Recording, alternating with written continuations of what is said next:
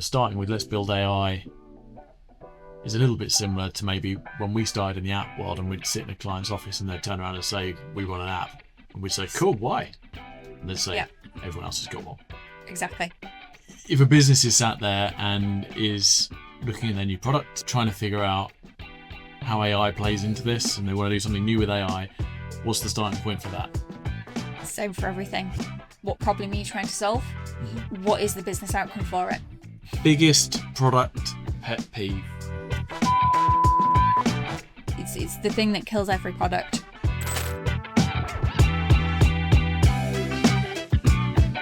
Welcome back to the Sonin podcast. So today I am once again joined by my esteemed colleague, Sarah Preston, our head of product and design here at Sonin. So on the last episode of the podcast, we talked about design. We talked about what great design does and how that helps businesses hit their objectives. And then at the very end, we started talking about product strategy and how that interplays with design. And we talked a little bit about why users should be a big part of driving that strategy as well. So today we're going to talk more about the strategy side of things. To kick off with, you've said before the product strategy is about connecting user needs to business goals, and then the making the right decisions over delivery to maximize the impact.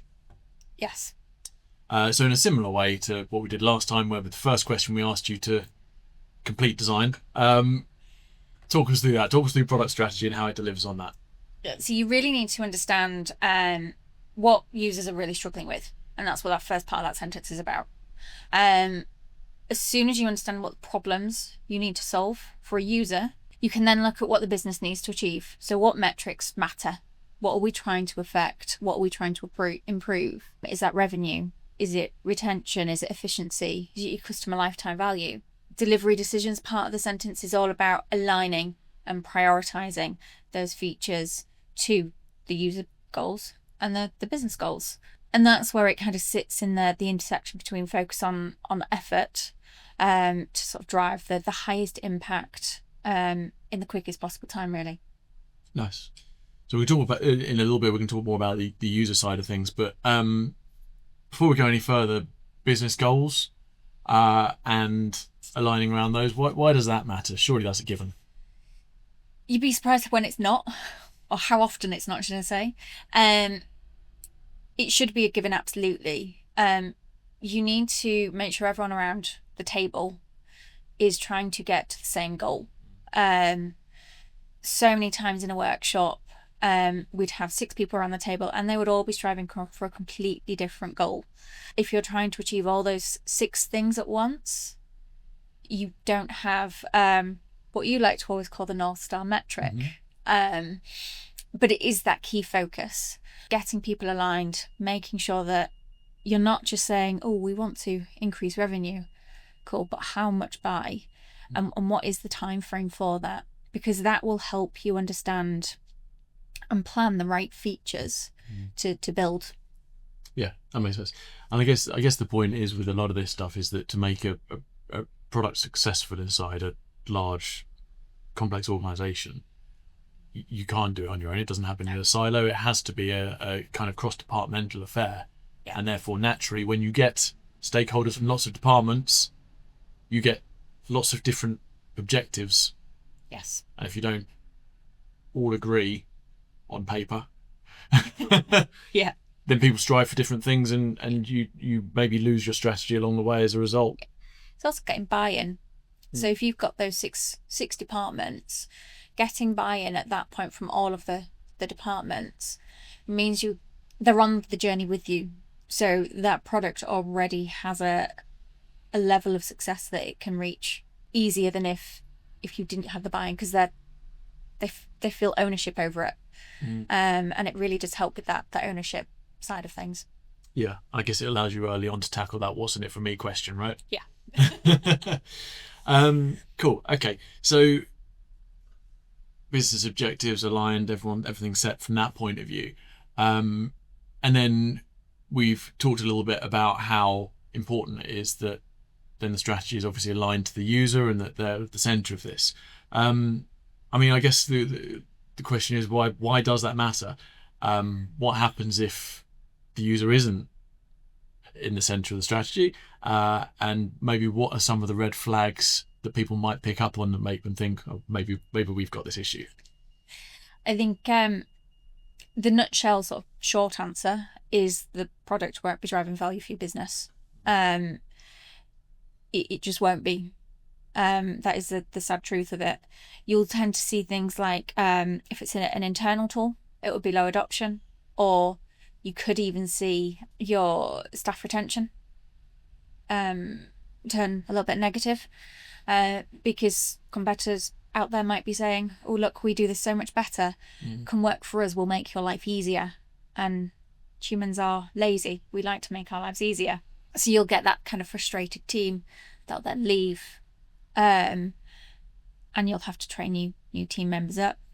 From a consumer side, obviously, it's all about your lack of retention, your leaky bucket issues, your customer lifetime value will be depleting, or people won't be purchasing. So your revenue drivers won't be hitting their targets either. Nice. Okay. I was going to say it sounds good. Sounds awful. So you talked about the fact that maybe some of the key indicators are the fact that you're not getting delivery against what it is that you set out to try and achieve in the first place, some of those indicators. So I guess the natural next question is that when a business comes to us maybe and says, we've built this thing, it's not delivering like we hoped it would, our product isn't working how we thought it should, but it's still, we still believe in the idea of it.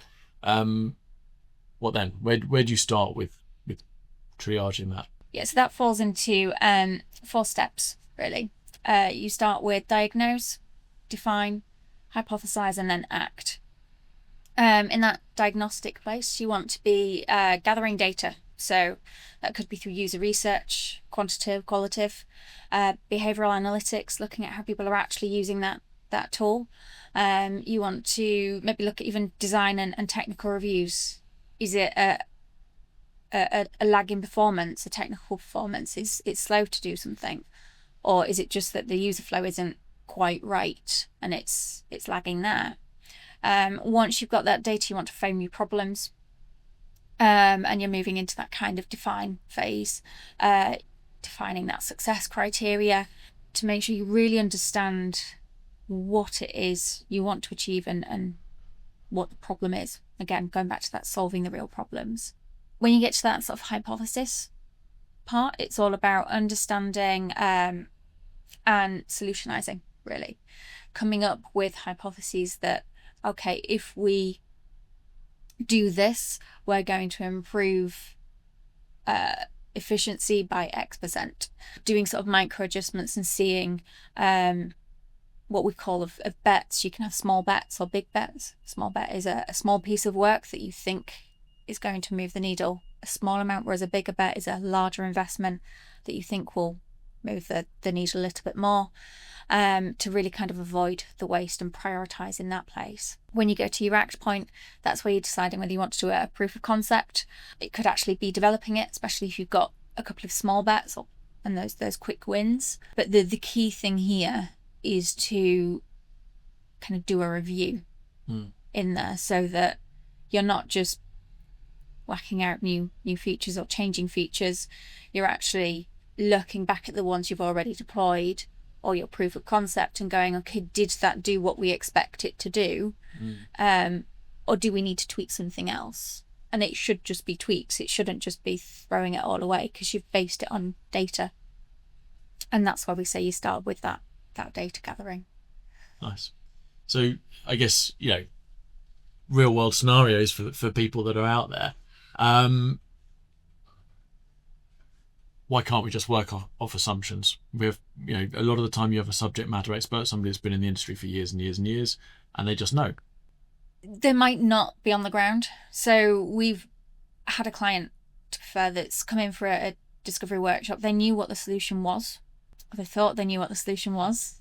They thought they knew what the problem was based on those assumptions. But actually through the process we took them through, they ended up with a completely different solution. And the problem that they thought they had wasn't actually the problem. It was something entirely different. The product that we built was something entirely different. If they'd have run with that assumption based, they'd have still had the same issues, and they'd have just wasted those 10 sprints of budget. Nice. And then I guess the next one is maybe from your seat driving the product strategy and talking to clients, you mentioned in there about refinement of features that have been built to boost their performance versus just feature stuffing. How would you go about selling that to a client that thinks that their issues are that people need more things? I'd ask them what the problem is that they're trying to solve by those features. Product strategy always goes back to what is the problem and what is the tangible outcome of that. We have had it where clients have wanted to just keep adding features before actually releasing. And that feature creep is they all turned around and said, oh yeah, we shouldn't have done that. It just wastes budget.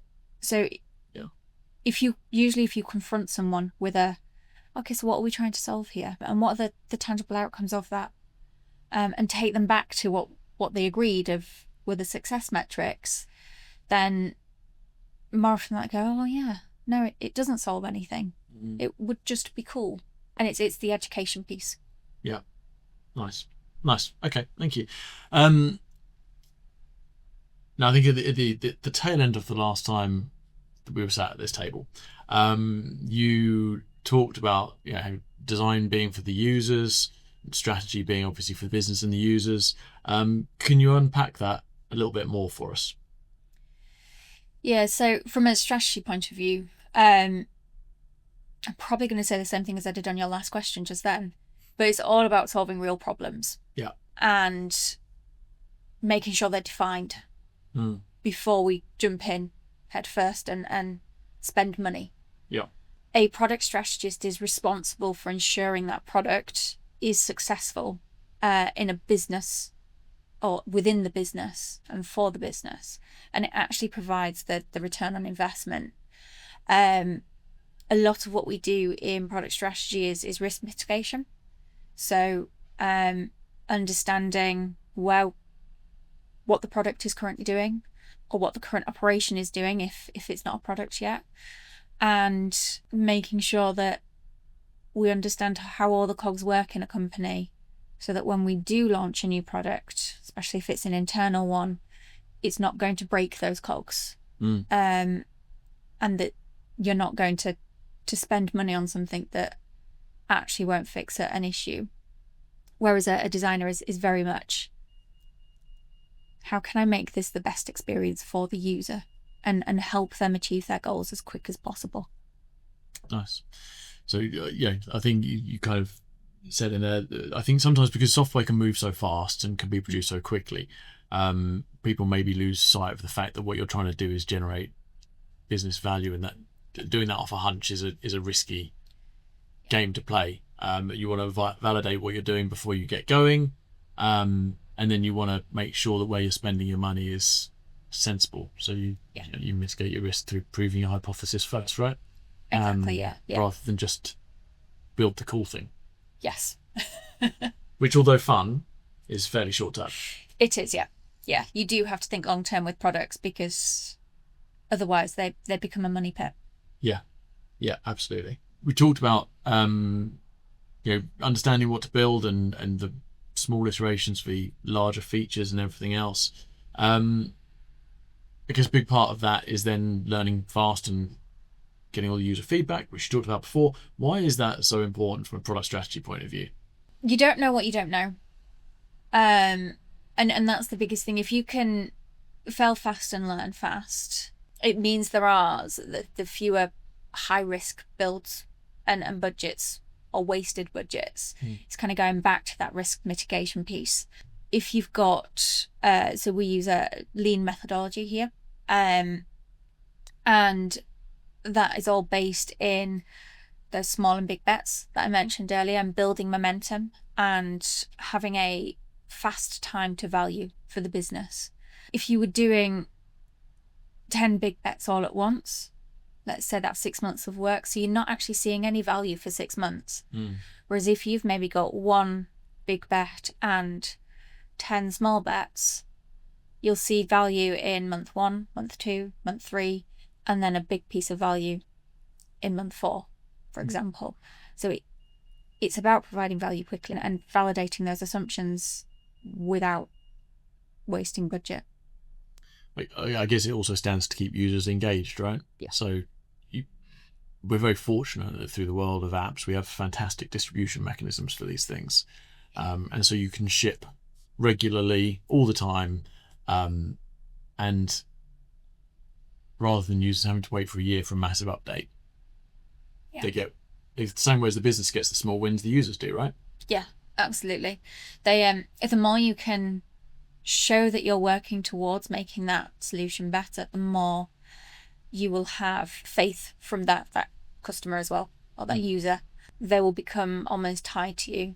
Like Apple, they have a huge fan base because they are always striving to make their products better. And so they've built up this fan base that if you were to ask an Apple user, oh, would you want to buy an iPhone, Android, they'd go, no, absolutely not. iPhone is way better, because they've built up that respect with their customers. Businesses looking, or maybe they're going through the budgeting process, and they're looking to build a new product or launch a major update to an existing one. Where do they start? Where should their focus be?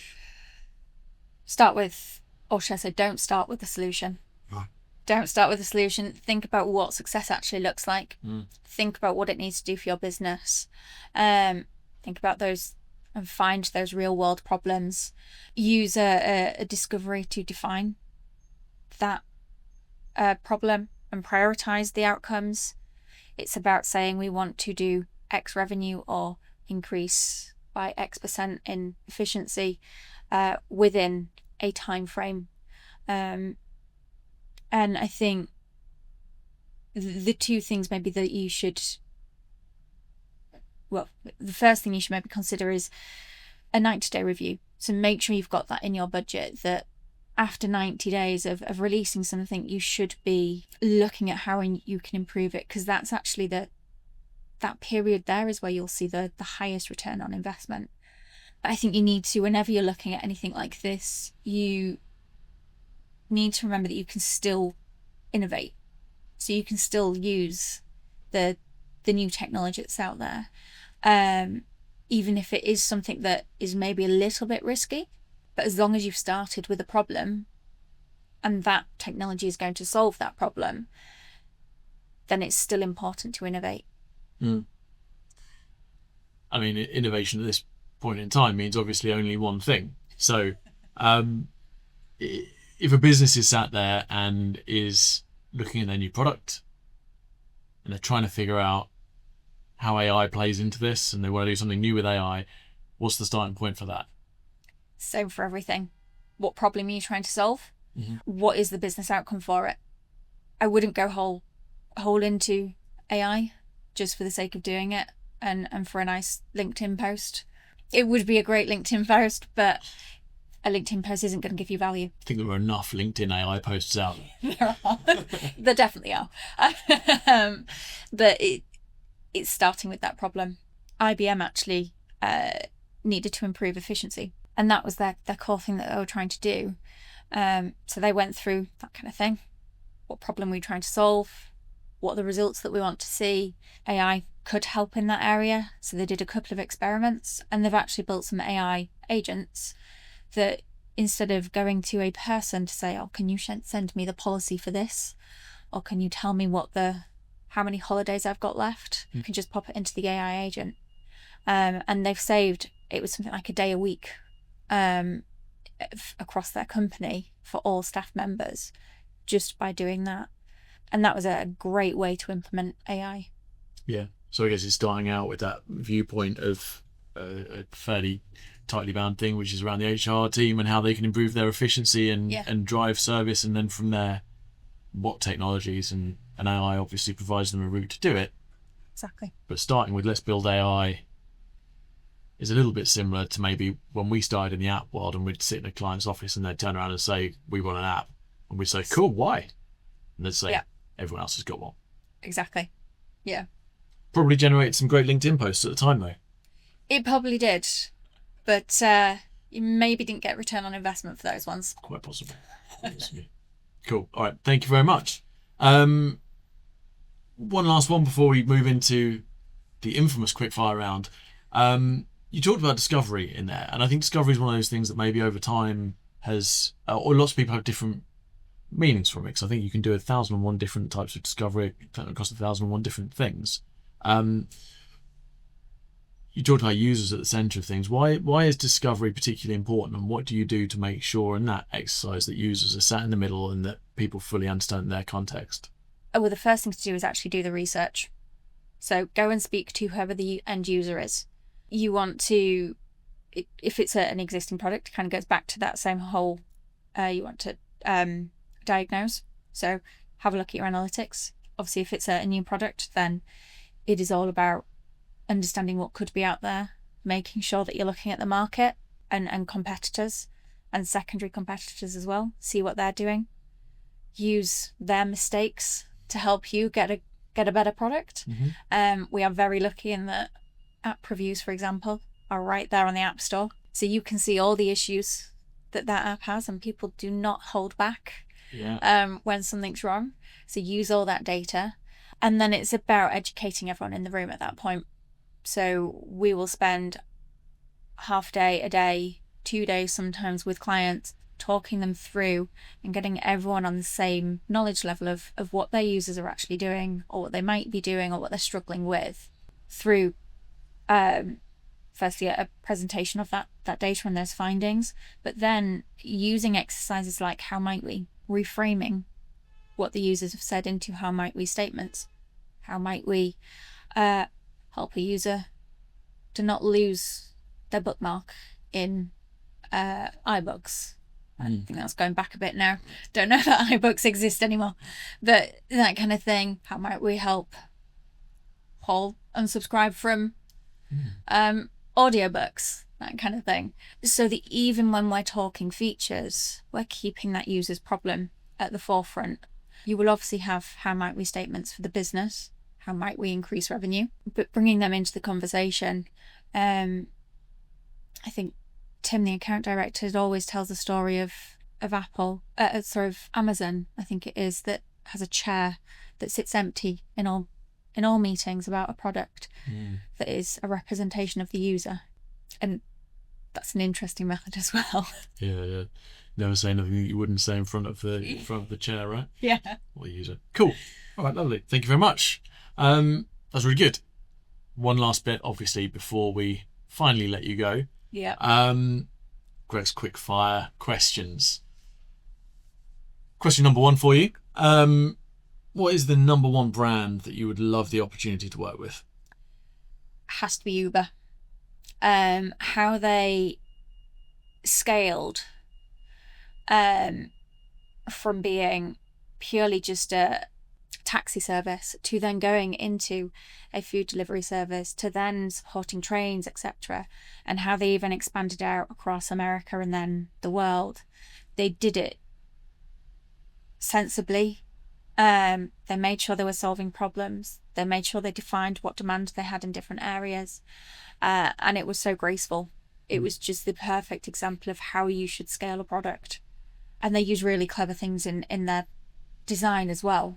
You can really see how product and design have worked together to make sure that the user is achieving their goals, but the business is achieving their goals just by seeing where your eye goes. You can see the business goals in there. So it's just clever. Nice. Biggest product pet peeve? Feature creep. It's the thing that kills every product.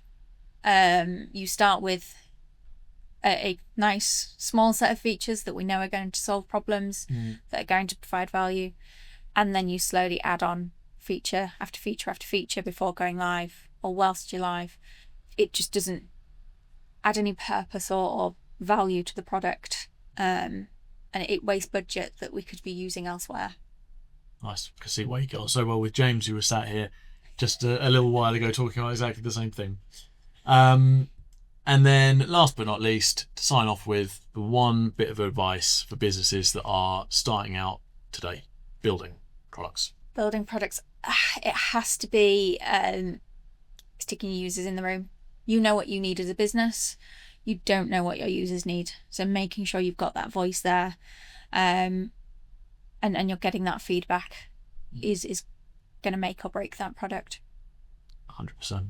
100%. I think over the years we've seen a number of times that people maybe have just jumped off assumptions, and that is a high risk strategy. As we said, it's not always wrong. It's just high risk. Yeah. Sometimes it works. 9 out of 10 times it doesn't. Sadly.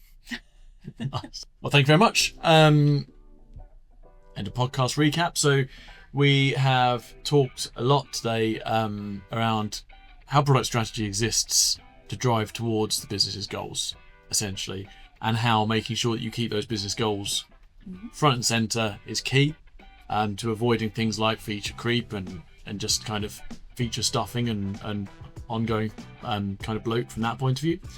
We've talked about the importance of having the user at the center of it and making sure that you're not just working off what you think but validating it, and how that is core to making sure that what you're building is going to be truly great for them, and reducing the risk along the way.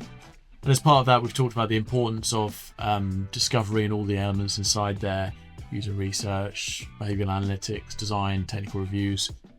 Definitely a very kind of evidence-based approach to trying to make sure that you're delivering value rather than being hopeful that you're the 1 in 10 winning off assumptions. Yes. So thank you very much. Really appreciate you coming. I don't doubt we're going to get you back to do another one of these in the near future. But for now, you can relax. Thank you. Thank you.